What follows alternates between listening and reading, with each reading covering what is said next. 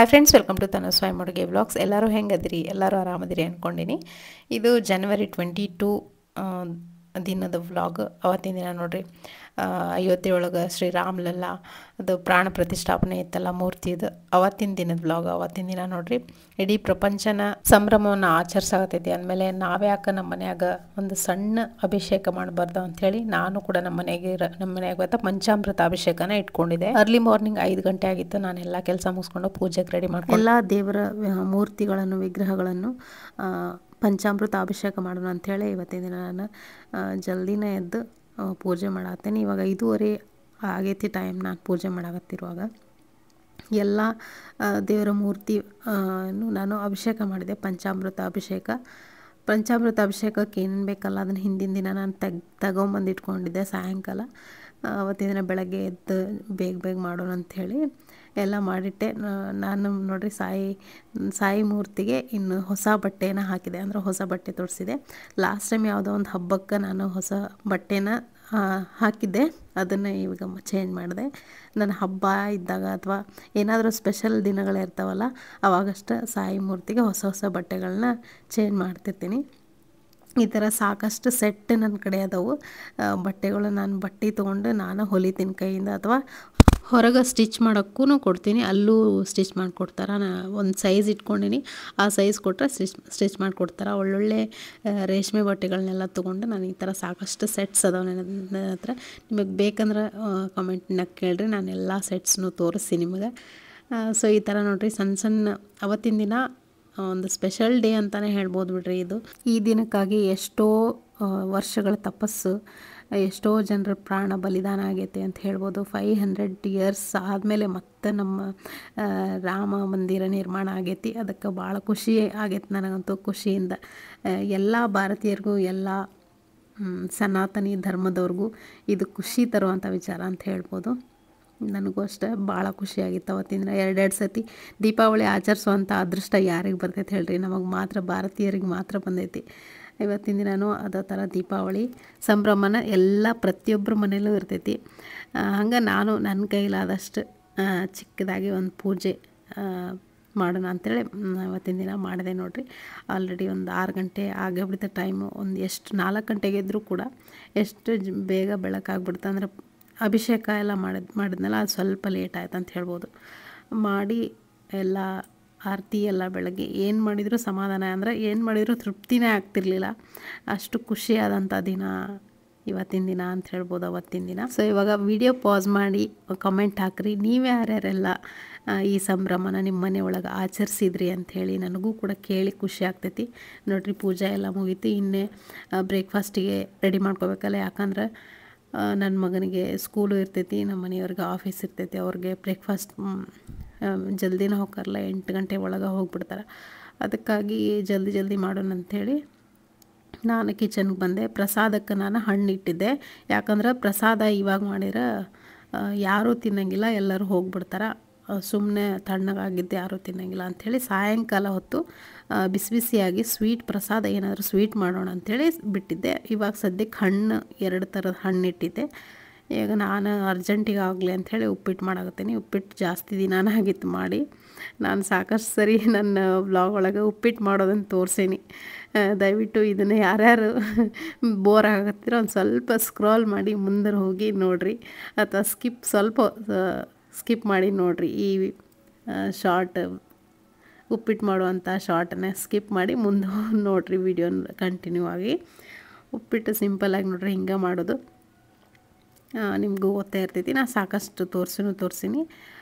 Just ಒಂದು ಇಬ್ರಿಗಾಗೋಷ್ಟು ಮಾತ್ರ ಉಪ್ಪಿಟ್ಟು ಮಾಡೋಣ ಅಂಥೇಳಿ ಮಾಡಾಕತ್ತೀನಿ. ನಾನು ಇವತ್ತಿನ ದಿನ ಉಪವಾಸ ಇರೋಣ ಅಂಥೇಳಿ ನಾನೇನು ನನಗೋಸ್ಕರ ಏನು ಮಾಡ್ಕೊಳ್ಳಿಲ್ಲ. ಸೊ ಇವತ್ತಿನ ದಿನ ಯಾವುದಾದ್ರು ದೇವಸ್ಥಾನಕ್ಕೂ ಹೋಗ್ಬೇಕಂತಂದು ಅಂದ್ಕೊಳಕತ್ತಿದ್ದೆ. ಗೊತ್ತಿಲ್ಲ, ಯಾರೂ ಇಲ್ಲ, ಗಾಡಿನೂ ಇಲ್ಲ ನನ್ನ ಹತ್ರ. ಗಾಡಿ ನಮ್ಮ ಮನೆಯವ್ರು ತೊಗೊಂಡೋಗ್ತಾರೆ. ನಾನು ಹೋದರೆ ಈಗ ಆಟೋಗೆ ಹೋಗ್ಬೇಕು, ಅಂದರೆ ದೂರ ಅದಾವ ದೇವಸ್ಥಾನ ಎಲ್ಲ ನಮ್ಮ ಮನೆಯಿಂದ. ಸೊ ಅದಕ್ಕಾಗಿ ಯೋಚನೆ ಮಾಡಾಕತ್ತೀನಿ, ಹೋದ್ರೆ ಒಳ್ಳೇದು ಅಂದ್ಕೊಳಕತ್ತೀನಿ. ನೋಡೋಣ ಅಂಥೇಳಿ, ಹೋದರೆ ನಿಮ್ಮನ್ನೂ ಕರ್ಕೊಂಡು ಹೋಗ್ತೀನಿ. ಸೊ ನೋಡಿರಿ, ನಾನು ಉಪ್ಪಿಟ್ಟು ಅರ್ಜೆಂಟಾಗಿ ಮಾಡಿದ್ನಲ್ಲ, ಸ್ವಲ್ಪ ಹುರಿಲಿಲ್ಲ. ಹಂಗೆ ಮಾಡಿದೆ. ಹುರಿಲಾರ್ದೆ ಹಂಗೆ ಮಾಡಿದ್ರು ಎಷ್ಟು ಚೆನ್ನಾಗಾಗಿತ್ತಂದ್ರೆ ಉದ್ರಾಗೆ ಆಗಿತ್ತು. ಯಾಕಂದರೆ ಇದು ಉಪ್ಪಿಟ್ಟು ರವೆ ಅಲ್ಲ, ಗೋಧಿ ರವೆ. ಮೀಡಿಯಮ್ ರವೆ ಅಂತ ಏನು ಸಿಗ್ತಾಯಿದ್ದಲ್ಲ ಆ ರವೆ ಭಾಳ ಉದ್ರಾಗ ಆಕೈತಿ, ಟೇಸ್ಟಿಯಾಗಿ ಆಕೈತಿ ಈ ರವೆ ಉಪ್ಪಿಟ್ಟು. ಸೊ ನಿಮ್ಗೆ ಯಾರ್ಯಾರಿಗೆಲ್ಲ ಉಪ್ಪಿಟ್ಟು ಇಷ್ಟ, ಯಾರ್ಯಾರು ಅವರು ಕಾಮೆಂಟ್ ಮಾಡಿರಿ. ಯಾರ್ಯಾರಿಗೆ ಉಪ್ಪಿಟ್ಟು ಇಷ್ಟ ಇಲ್ಲ ಅವರು ಕಾಮೆಂಟ್ ಮಾಡಿ ಹೇಳ್ರಿ. ನಮಗೆ ರೇರ್ಲಿ ವೀಕ್ಲಿ ಒನ್ಸರ ಮಾಡ್ತೀನಿ, ಅಥವಾ ಮಂತ್ಲಿ 2 ಟೈಮ್ಸ್ ಮಾಡ್ತೀನಿ ಅಷ್ಟೇ ಉಪ್ಪಿಟ್ಟು. ಒಂದು ಮಂತ್ ಒಳಗೆ 2 ಟೈಮ್ಸ್ ಮಾಡ್ತೀನಿ. ಇಷ್ಟ ಆಕೈತಿ ಯಾವಾಗಲಾದರೂ ಒಂದು ಸತಿ ಮಾಡ್ಕೊಳಕ್ಕೆ. ಒಂದೊಂದು ಸತಿ ಈವ್ನಿಂಗ್ ಮಾಡಿರ್ತೇನೆ ಉಪ್ಪಿಟ್ಟು. ನಾನು ಈವ್ನಿಂಗ್ ಏನಾದರೂ ತಿನ್ಬೇಕನ್ಸಿದ್ರೆ ಅವಾಗ ಉಪ್ಪಿಟ್ಟು ಮಾಡ್ಕೊಂಡಿರ್ತೀನಿ. ಒಂಥರ ಟೇಸ್ಟಿ ಅನ್ನಿಸ್ತೈತಿ ಉದ್ರಾಗಿ ಮಾಡಿದರೆ. ಸೊ ಅರ್ಜೆಂಟಾಗಿ ಉಪ್ಪಿಟ್ಟು ಮಾಡಿದೆ, ತಿಂದು ಹೋಗಲಿ ಅಂಥೇಳಿ. ಅವ್ರು ಲೇಟಾಗಿ ರೆಡಿಯಾಗಿ ತಿಂದೇ ಹೋಗಲಿಲ್ಲ. ನಾನು ಲೇಟಾಗಿದೆ ಅಂಥೇಳಿ ಅರ್ಜೆಂಟಾಗಿ ಹಾಕ್ಕೊಡೋಕೆ ಹೋದರು, ಬೇಡ ಅಂತ ಹೇಳಿದರು. ಅದನ್ನ ವಾಪಸ್ ತೊಗೊಂಬಂದು ನನ್ನ ಮಗನಿಗೆ ಬಾಕ್ಸಿಗೆ ಉಪ್ಪಿಟ್ಟು ಹಾಕಿದ್ರು ತಿಂದು ಬರ್ತಾನೆ. ಉಪ್ಪಿಟ್ಟು ಮಾರ್ನಿಂಗ್ ಬ್ರೇಕ್ಫಾಸ್ಟ್ ಮಾಡಿದ್ರು ತಿಂದು ಹೋಗ್ತಾನೆ. ಇಷ್ಟ ಅವನಿಗೆ ಉಪ್ಪಿಟ್ಟು ಅಂದ್ರೆ. ಅದಕ್ಕಾಗಿ ಅದು ಪ್ಲೇಟಿಗೆ ಹಾಕಿದ ಉಪ್ಪಿಟ್ಟು ಅವನಿಗೆ ಬಾಕ್ಸಿಗೆ ಹಾಕಿದೆ. ಆದರೂ ಉಳಿಬಾರ್ದು, ಸ್ವಲ್ಪ ಮಾಡ್ಬೇಕಂತ ಅಂದ್ಕೊಂಡ್ರು ಉಳ್ದೆ ಬಿಡ್ತು. ಇನ್ನೇನು ಮಾಡೋಕ್ಕಾಗೋದಿಲ್ಲ. ನನ್ನ ಮಗಳಿಗೆ ತಿನ್ನಿಸ್ತೀನಿ ಅಂಥೇಳಿ ಸುಮ್ಮನಾದೆ. ಇವಾಗ ಅವನಿಗೆ ಬಾಕ್ಸಿಗೆ ಹಾಕತ್ತೀನಿ. ಆಮೇಲೆ ಅವನಿಗೆ ತಿನ್ನಿಸಿ ಅವನಿಗೆ ಸ್ಕೂಲ್ ರೆಡಿ ಮಾಡಿ ಅವನಿಗೆ ಕಳಿಸ್ಬೇಕು. ಸೊ ಇಷ್ಟೈತೆ ನೋಡ್ರಿ ಇವತ್ತಿನ ರೂಟೀನ್ ಎಲ್ಲ. 4 ಗಂಟೆಗೆ ಎದ್ದು ಮಾಡಿದಂಥ ರೂಟೀನ್. ಇವತ್ತೇನು ಜಾಸ್ತಿ ವೆರೈಟಿ ಬ್ರೇಕ್ಫಾಸ್ಟ್ ಏನು ಮಾಡಲಿಲ್ಲ, ಜಸ್ಟ್ ಉಪ್ಪಿಟ್ಟು ಮಾತ್ರ. ಟೈಮ್ ಕಡಿಮೆ ಇದ್ದಾಗ ಉಪ್ಪಿಟ್ಟು ಒಂದು ಒಳ್ಳೆ ಬ್ರೇಕ್ಫಾಸ್ಟ್ ಅಂತ ಹೇಳ್ಬೋದು. ಥಟ್ಟಂತ ಆಗುವಂಥ ಬ್ರೇಕ್ಫಾಸ್ಟ್ ಅಂದರೆ ಉಪ್ಪಿಟ್ಟು. ನೀವು ಯಾರ್ಯಾರೆಲ್ಲ ಟೈಮ್ ಕಡಿಮೆ ಇದ್ದಾಗ ಉಪ್ಪಿಟ್ಟನ್ನು ಮಾಡ್ತೀರಿ ಅಂತಂದು ಕಾಮೆಂಟ್ ಮುಖಾಂತರ ತಿಳಿಸ್ರಿ. ಸೊ ನೋಡಿರಿ, ನಾನಂತೂ ಟೈಮ್ ಒಂದು 10 ನಿಮಿಷ ಆಯ್ತಂದ್ರೆ ಉಪ್ಪಿಟ್ಟು ಮಾಡಿಬಿಡ್ತೀನಿ. ಫಟಾಫಟ್ ಅಂತ ಆಗಿಬಿಡ್ತೈತಿ. ಅಥವಾ ಅವಲಕ್ಕಿ, ಆಮೇಲೆ ಮಂಡಕ್ಕಿ ಅಂದ್ರೆ ತೊಯ್ಸಿದ್ದು ಮಂಡಕ್ಕಿ ಇರ್ತೈತಲ್ಲ, ಅದನ್ನು ಮಾಡಿಬಿಡ್ತೀನಿ ಒಗ್ಗರಣೆ. ಅದು ಜಲ್ದಿ ಆಗ್ತೈತಿ. ಅದು ಅವಲಕ್ಕಿ ಮತ್ತು ಮಂಡಾಳಕ್ಕೂ ಸ್ವಲ್ಪ ಟೈಮ್ ಹಿಡಿತೈತಿ. ಆದ್ರೆ ಉಪ್ಪಿಟ್ಟು ಮಾತ್ರ ಒಂದು 10 ನಿಮಿಷದೊಳಗೆ ರೆಡಿ ಆಗಿಬಿಡ್ತೈತಿ. ಆಮೇಲೆ ಅಭಿಷೇಕ ಮಾಡಿದ್ದೆ ನನ್ನ ಮಗನಿಗೆ ಹಾಕ್ಕೊಟ್ಟೆ. ಸೊ ಯಾರ್ಯಾರಿಗೆ ಯೋಗ ಇರ್ತೈತಿ ಅವ್ರವ್ರಿಗೆ ಪ್ರಸಾದ ಸಿಗ್ತೈತಿ ಅಂತ ಹೇಳ್ಬೋದು. ನೋಡಿರಿ, ಲೇಟಾಗಿ ಎದ್ದು ರೆಡಿ ಮಾಡಿ, ಪಾಪ ಮಲ್ಕೊಂಡವ್ನು ಹೋಗಿ ಬಾತ್ರೂಮಿಗೆ ಕಳಿಸಿ ರೆಡಿ ಮಾಡಿ ಸ್ನಾನ ಮಾಡಿಸಿ ರೆಡಿ ಮಾಡಿದ್ರೆ ಫುಲ್ ಡಿಸ್ಟರ್ಬ್ ಆಗಿದ್ದ. ನಾನು ಸ್ಕೂಲಿಗೆ ನಿದ್ದೆ ಆಗಿಲ್ಲ ನನಗೆ ಅಂಥೇಳಿ ಹಾಳಾಗತ್ತಿದ್ದ. ಮೊದಲಿಗೆ ದೊಡ್ಡವ್ರಿಗೆ ಒಂದು ಸ್ವಲ್ಪ ರೆಸ್ಪಾನ್ಸಿಬಿಲಿಟಿ ಇರಬೇಕು. ಸ್ವಲ್ಪ ಜಲ್ದಿ ಎದ್ದು ನಾವು ರೆಡಿಯಾಗಿ ಆಮೇಲೆ ನಮ್ಮ ಮಕ್ಕಳನ್ನೇ ಅವ್ರು ನಮ್ಮ ನೋಡಿ ಕಲ್ಕೊತಿರ್ತಾರೆ. ನಮ್ಮ ಮನೆಯವರು ಇನ್ನು 15 ನಿಮಿಷ ಐತಿ ಅನ್ನೋವಾಗ ಅವಾಗ ಎದ್ದು ಬಾತ್ರೂಮ್ಗೆ ಹೋಗಿ 15 ನಿಮಿಷದಾಗ ರೆಡಿಯಾಗಿ ಹೋಗ್ತಾರೆ. ಅವರು ವಾಪಸ್ ಬರೋವರೆಗೂ ಬಾತ್ರೂಮಿಂದ ಇವನಿಗೆ ಹೋಗೋಕೆ ಅವಕಾಶನೇ ಇಲ್ಲ. ಅವನು ಲೇಟಾಗೆ ಎಲ್ಲ ಮಾಡಬೇಕು.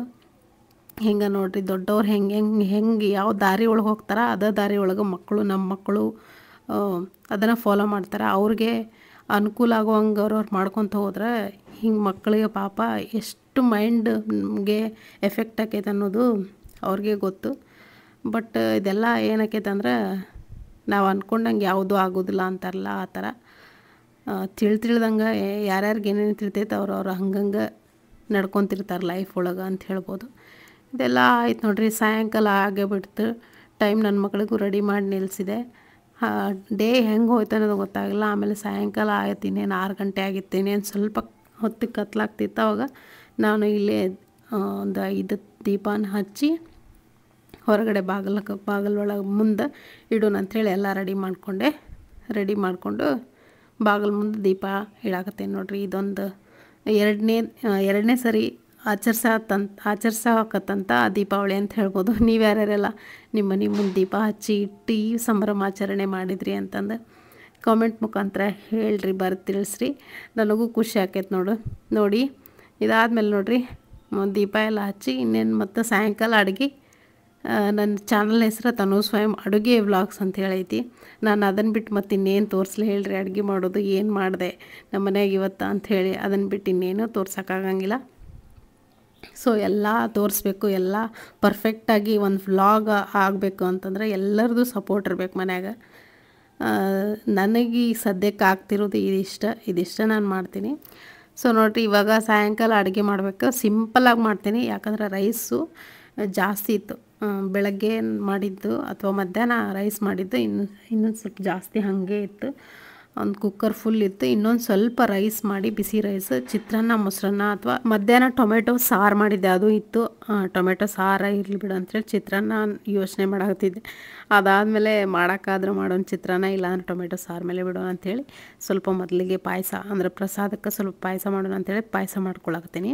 ನಾನಿಲ್ಲಿ ಶಾವಿಗೆ ಮತ್ತು ಸಾಬೂದಾನ ಇರ್ತಾವಲ್ಲ, ಚಿಕ್ಕ ಚಿಕ್ಕ ಸೈಜ್ ಸಾಬೂದಾನ, ಅದನ್ನು ಹುರ್ಕೊಳಕತ್ತೀನಿ. ಶಾವಿಗೆ, ಸಾಬೂದಾನ, ಡ್ರೈ ಫ್ರೂಟ್ಸ್ಗೆ ತುಪ್ಪ ಜೊತೆಗೆ ಡ್ರೈ ಫ್ರೂಟ್ಸ್ ಹುರ್ಕೊಂಡು, ಅದಾದಮೇಲೆ ಶಾವಿಗೆನ ಮತ್ತು ಸಾಬೂದಾನ ಅದನ್ನು ತುಪ್ಪದೊಳಗೆ ಹುರ್ಕೊಳತ್ತೀನಿ. ಸ್ವಲ್ಪ ಹೊತ್ತು ಹುರಿದಾದ್ಮೇಲೆ ಸ್ವಲ್ಪ ನೀರು ಹಾಕ್ಕೊಳತ್ತೀನಿ.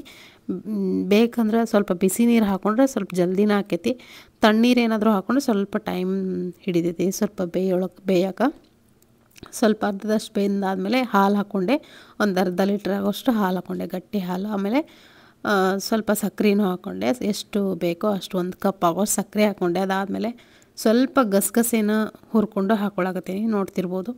ಅದಾದಮೇಲೆ ಒಂದು ಸ್ವಲ್ಪ ಏಲಕ್ಕಿ ಪೌಡ್ರನ್ನೂ ಹಾಕ್ಕೊಂಡಾದ್ಮೇಲೆ ಗಸಗಸೆನ ಗ್ರೈಂಡ್ ಮಾಡಿ ಹಾಕಬೇಕಾಗಿತ್ತು, ಕಾಯಿ ಜೊತೆಗೆ ಚೆನ್ನಾಗಾಕಿತ್ತು. ನಾನು ಹಂಗೆ ಡೈರೆಕ್ಟಾಗಿ ಹಾಕ್ಬಿಟ್ಟೆ.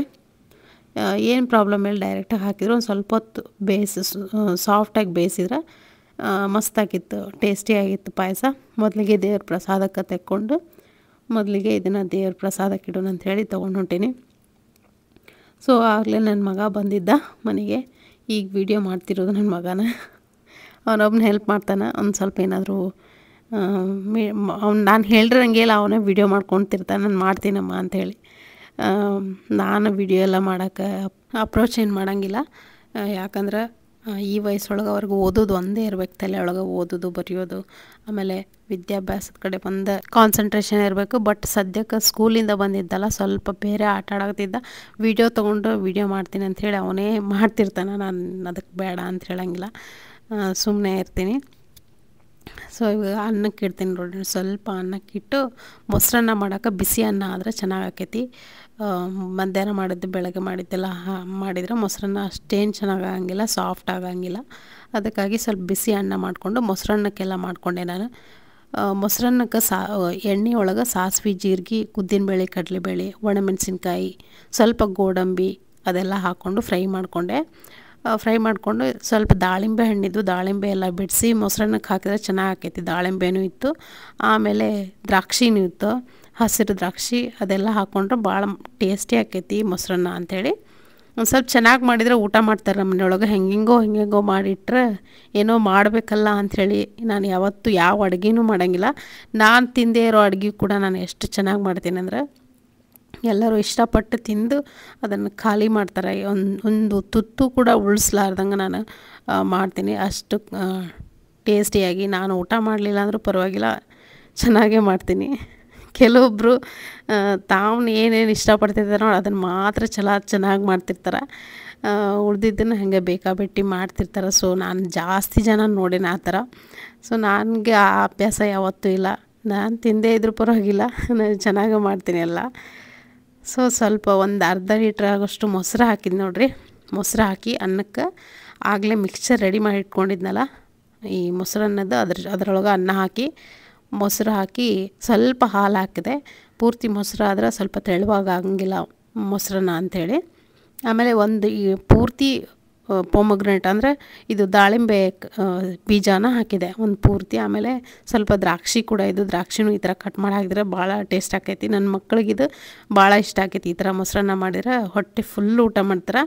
ಆಮೇಲೆ ನಾನು ಚಿತ್ರಾನ್ನ ಮಾಡೋದು ಕ್ಯಾನ್ಸಲ್ ಮಾಡಿದೆ, ಯಾಕಂದ್ರೆ ಟೊಮೆಟೊ ಸಾರು ಎಷ್ಟಿತ್ತು ಅಷ್ಟು ಸಾಕಾಕೈತಿ. ನನ್ನ ಮಕ್ಕಳಂತೂ ಸಾರನ್ನು ಊಟ ಮಾಡೋಂಗಿಲ್ಲ, ಮೊಸರನ್ನ ಊಟ ಮಾಡ್ತಾರೆ. ಇನ್ನು ನಾವು ಊಟ ಮಾಡಿದ್ರೆ ಅದು ಸಾಕಾಗ್ತಿತ್ತು ನಂಗೆ ಟೊಮೆಟೊ ಸಾರು.